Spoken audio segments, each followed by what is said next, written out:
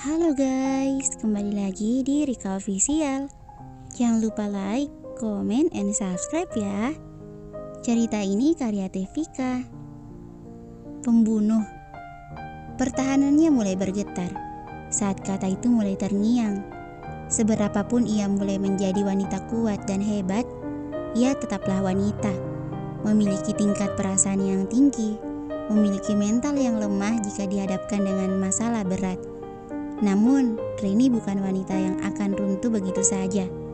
Reni bukan wanita yang akan langsung menangis jika dihadapkan dengan masalah seperti ini saja. Perempuan itu kuat, seperti Sayyidah Khadijah yang menyelimuti Rasulullah saat beliau menerima amanah terberatnya. Seperti Sayyidah Aisyah yang kecerdasannya mampu berperan dalam membantu suaminya membangun peradaban Islam. Seperti Sayyidah Asiyah yang tetap kuat memegang prinsip kemuslimahannya, walau lingkungan sekitarnya berkebalikan dengannya. Seperti Sayyidah Maryam yang walau semua orang menuduhnya berbuat hal buruk, ia tetap percaya bahwa setiap ketentuan Rabb-Nya adalah yang terbaik.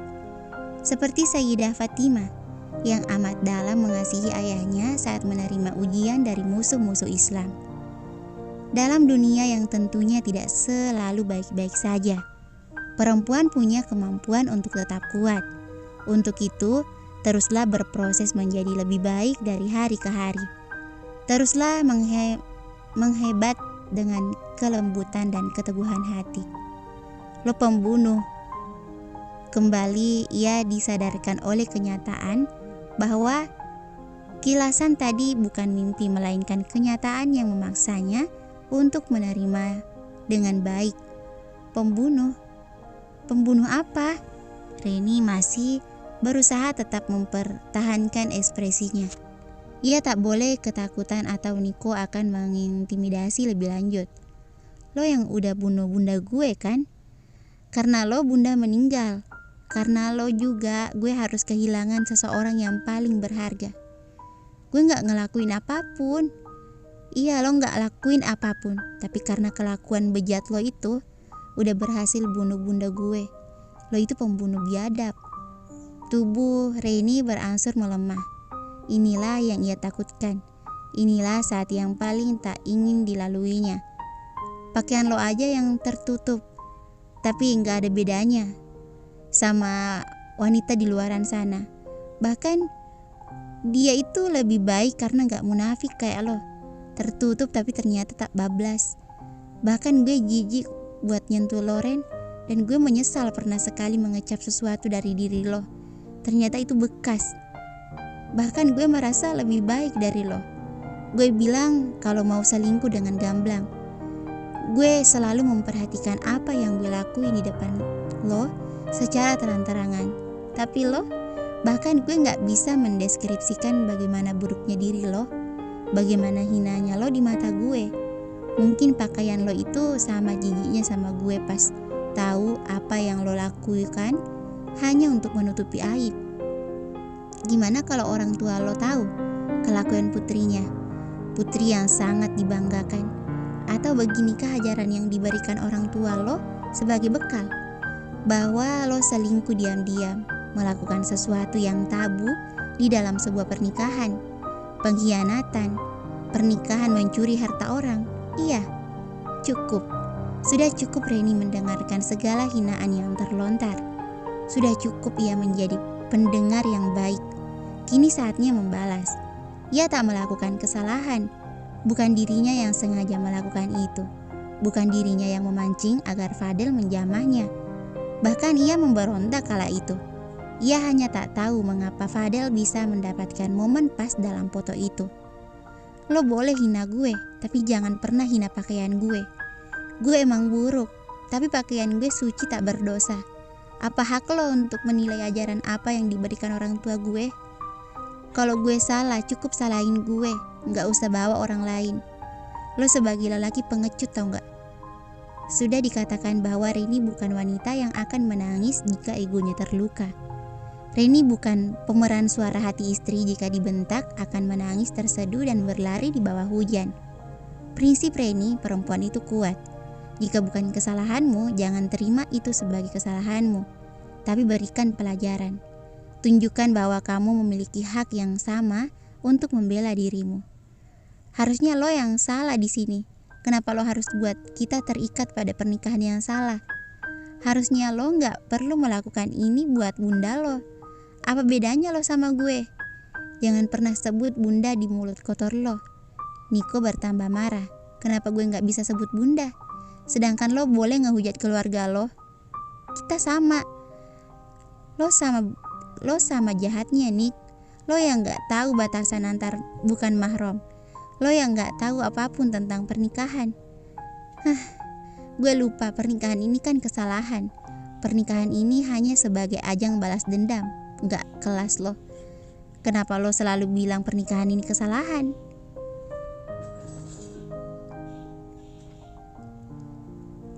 Karena ini memang pernikahan yang salah. Kita nggak saling cinta. Tak ada ikatan yang mengikat kita selain pernikahan ini. Lo adalah kesalahan terbesar gue. Dan bodohnya gue prihatin sama keadaan bunda lo waktu itu, yang ternyata hanya memanfaatkan gue sebagai ajang balas dendam yang sama sekali nggak tahu. Kita adalah kesalahan. Pernikahan ini kesalahan terbesar dalam hidup gue. Gue benci lo. Selamanya gue akan benci lo. Air matanya kini lurus sudah. Air mata yang sejak tadi mendesak itu kini keluar juga. Ia benci kenyataan ini.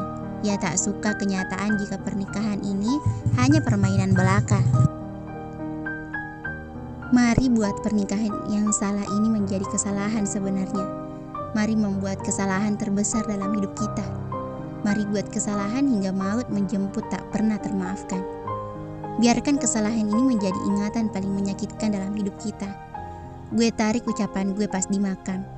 Selamat datang di dunia, Niko. Reni ya. Reni mendongak, tak ada senyuman di sana, melainkan senyum mengerikan yang membuat Reni lagi-lagi harus menelan salivanya kasar. Mari kita laksanakan sunnah yang belum pernah kita lakukan. Reni mundur selangkah dan Niko melangkah maju mengikutinya. Niko sedang tak sadar, matanya gelap penuh amarah. Jangan mendekat. Reni mewanti-wanti agar Niko tak mendekat. Tapi Niko seakan tak mendengar. Ia menganggap semuanya hanya angin lalu saja. Kenapa? Kita masih halal bukan? Apa yang salah dengan ibadah yang satu itu? Enggak, gue enggak mau. Sampai kapanpun enggak mau. Reni menolak, tentu saja. Jika mereka sedang baik-baik saja, ia akan memberikan Niko hanya dengan sukarela. Namun sekarang, ia tak ingin memberikan hak Niko secara terpaksa. Ia tak ingin melakukannya dengan api amarah yang masih saja mencolok dalam dada. Menolak permintaan suami, apalagi meminta haknya adalah dosa. Itu yang lo pelajari bukan? Jadi mari kita lakukan. Ayo bermain. Reni masih tetap pada pendiriannya. Ia menolak sambil menggelengkan kepala. Tapi menghadapi seorang pria mana bisa. Kekuatannya tentu saja tak sebanding.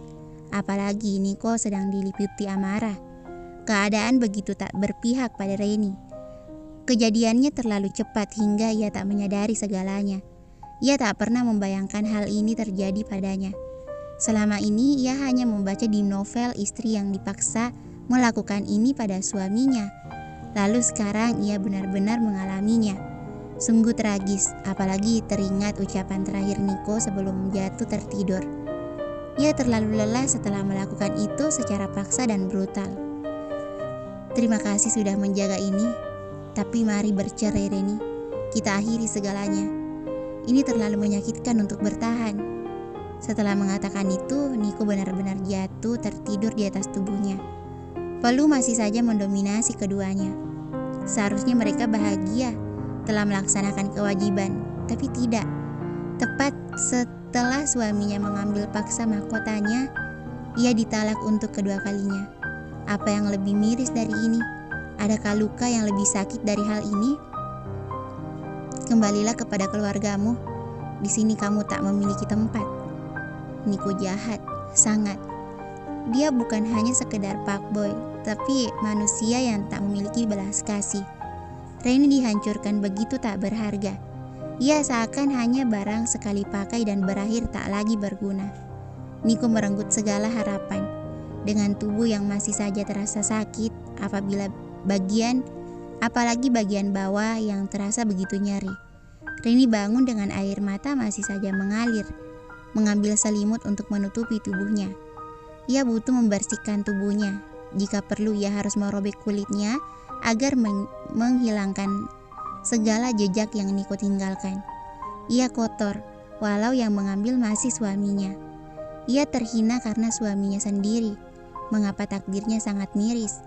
Jika berada di sinetron Ikan Terbang maka akan judul Aku Ternoda Karena Suamiku.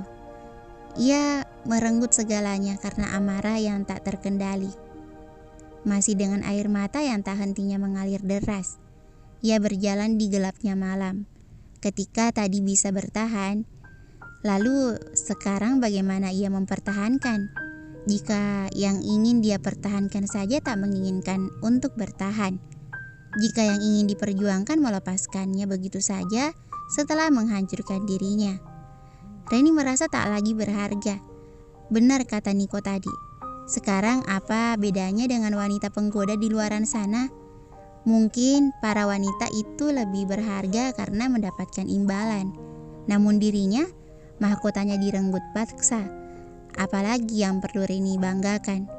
Apa bedanya dengan wanita mereka? Entah kemana kakinya akan membawanya. Bahkan ia tak membawa barang apapun. Sekarang yang ia butuhkan hanya melepaskan segala beban, memberikan peluang pada hatinya untuk mencoba menerima ini dengan lapang dada, walau teramat sulit. Tapi ia harus bangkit, bukan? Reni teringat hadis yang sudah sangat sering didengarnya. Bunyinya seperti ini. Dari Jabir berkata, Rasulullah Shallallahu Alaihi Wasallam bersabda, sesungguhnya iblis meletakkan singgasananya di atas air. Kemudian dia mengutus bala tentaranya. Maka yang akan menjadi pasukan yang paling dekat dengan dia adalah yang paling banyak fitnahnya. Lalu ada yang datang dan berkata, saya telah berbuat ini dan itu. Maka iblis berkata, engkau tidak berbuat apa-apa. Kemudian ada yang datang lagi dan berkata, saya tidak meninggalkan seorang pun kecuali telah aku pisahkan antara dia dengan istrinya. Maka iblis mendekatkan dia padanya dan mengatakan, engkaulah sebaik-baik pasukanku. Hadis riwayat Muslim. Apakah sekarang setan juga sedang berpesta melihat kehancuran rumah tangganya? Apakah setan sekarang sudah sedang merayakan terpisahnya dua insan ini? Reni tak tahu saja bahwa keputusannya untuk meninggalkan rumah Niko adalah kesalahan. Karena sejak keluar dari pekarangan, ada seseorang yang terus saja mengikutinya dari arah belakang. Sekali lagi, Reni merasa dejavu. Mengapa hidupnya selalu saja berputar kembali? Mengapa banyak kejadian yang seakan terulang? Tolong! Reni masih saja berusaha berontak. Apa daya, kain yang digunakan untuk menutup mulutnya telah diberi obat bius.